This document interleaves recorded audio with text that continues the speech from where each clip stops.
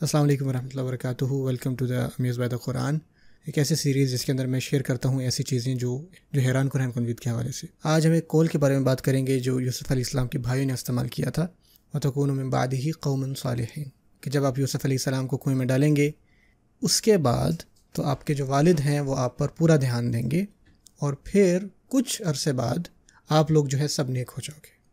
وَتَكُونُ مِن بَعْدِهِ قَوْمٌ صَالِحِينَ. ان لوگوں کے ذہن میں یہ تھا کہ وہ لوگ برے ہیں. وہ یہ نہیں کہہ رہے کہ ہم کوئی نیک لوگ ہیں، وہ یہ کہہ رہے کہ ہم کچھ عرصے بعد نیک ہو جائیں گے. ہاں، میرے اندر کوئی مسئلہ ہے اور اس مسئلے کی جو وجہ ہے نا وہ ہے. جب وہ میری زندگی سے جائے گا نا تو تب میں جو ہے ایک اچھا انسان بن جاؤں گا. اور دنیا میں ایسے بھی لوگ ہیں جو کہتے ہیں کہ ہم بالکل بھی برے نہیں ہیں، اور شیطان نے ان کے کام خوبصورت بنا دیے ہیں، اور وہ یہ سوچ رہے ہیں کہ ہم سب کچھ ٹھیک ٹھاک کر رہے ہیں.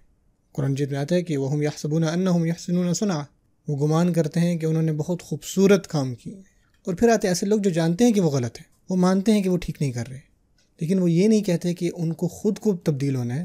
وہ کسی نہ کسی اور پہ الزام لگاتے ہیں اور کہتے ہیں کہ جب تک وہ انسان میری زندگی میں ہے یا جب تک وہ انسان یہ کر رہا ہے تو میں جو ہے ویسا ہی رہوں گا، ایک برا انسان ہی رہوں گا بھائی. اور جب میری ان سے جان چھوٹ جائے گی یا میں ان کو کوئی نقصان پہنچاؤں گا یا ان کو کوئی نقصان پہنچ جائے، جب تک ایسا نہیں ہوتا نا تب تک بھائی میں تو نہیں اچھا انسان بن سکتا. دوسرے لفظوں میں کہ آپ کی اچھائی پوری کی پوری کسی اور پہ ڈیپینڈنٹ ہے. اور یہ سب سے بڑا جھوٹ ہے جو انسان خود کو بتائے کہ آپ اپنی خود کی غلطیاں جو چھپاتے ہیں اور کہتے ہیں کہ یہ جی ان کی غلطی ہے، صرف اس کی وجہ سے یہ ہوا ہے. آپ کی اس حالت کی وجہ اور کوئی بھی نہیں ہے سوائے آپ کے خود کے، اور آپ خود کو خود ہی چینج کریں گے. ورنہ آپ میں اور یوسف علیہ السلام کے بھائیوں میں کیا فرق رہ گیا؟ آپ چاہتے ہیں کہ آپ اچھے انسان بنیں، لیکن آپ کہتے ہیں کہ نہیں میں کیسے کر سکتا ہوں، یعنی کہ میرے والد ایسے تھے یا میرا بھائی ایسا تھا یا میری بیوی ایسے تھی، میرا خاوند ایسا تھا. اس طرح کے بہانے کوئی بھی چیز مانے نہیں رکھتی.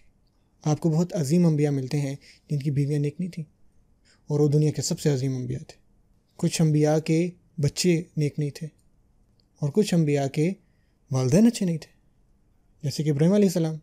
اور انہوں نے یہ تو نہیں کہا کہ جی میرا بچپن نہیں ٹھیک گزرا تو اس وجہ سے میں ایسا ہوں، میں تو ایسے ہی تھا، بچپن نہیں ٹھیک گزرا. انہوں نے ایسا نہیں کہا. ہم اپنی خود کی خطاؤں اور غلطیوں کو چھپا کر دوسرے لوگوں کے پیچھے نہیں چھپ سکتے. ہاں ان کا ہم پر امپیکٹ ہوتا ہے، ہاں ان کی باتوں سے تکلیف پہنچتی ہے، اور آپ پتہ کیا، یہ ایک مرض ہے اور ہمیں سیکھنا ہے کہ ہم اس کو کیسے دور کریں خود سے. بل الانسان علی نفسہ بصیرہ ولو القی معاذیرہ. اور اس پہ میں اپنی بات ختم کروں گا. جو انسان ہے اس کو خود کے بارے میں سب سے واضح پتہ ہے.